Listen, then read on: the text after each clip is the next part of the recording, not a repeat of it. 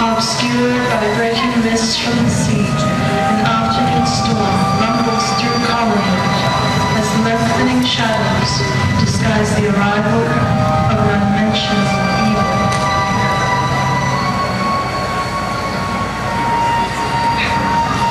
I had no idea a surviving member of the Collins family still lived in here.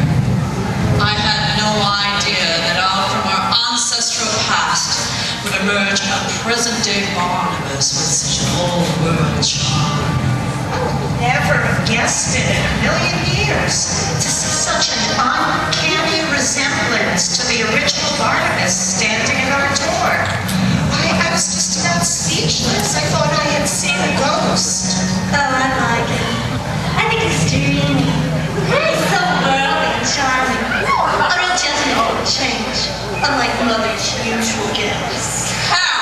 Please. But don't you think he's a little strange? What on earth do you mean, Vicky?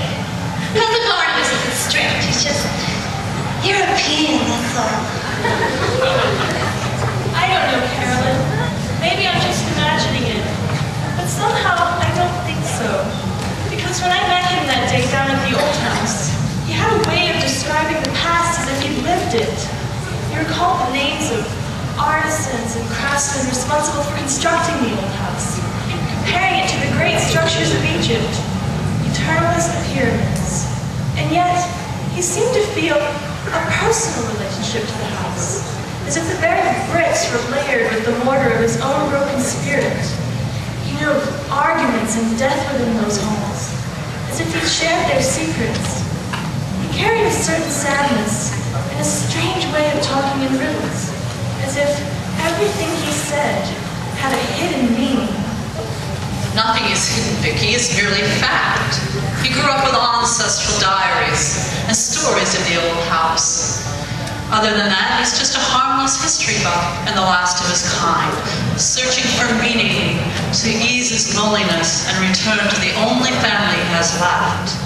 He's eccentric and sentimental and quite wealthy, and I rather like him.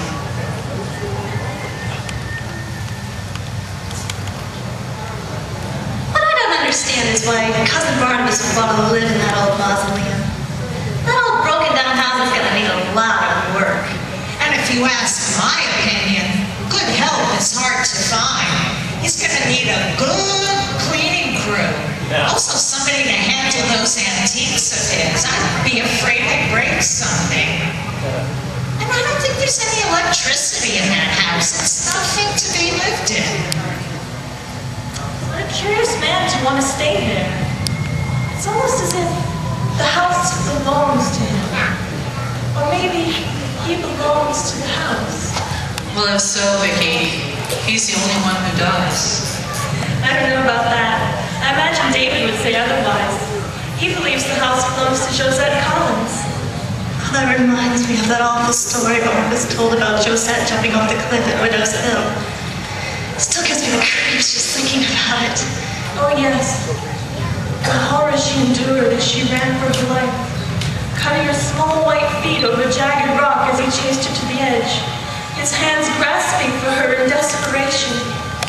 What terror caused her to recoil from him and to leap into death's grip. Her bloodless body sprawled against the bottom of the rocks below, lifeless and cold, as crashing waves silenced her cries. What do you mean by bloodless? Did she bleed to death at the bottom?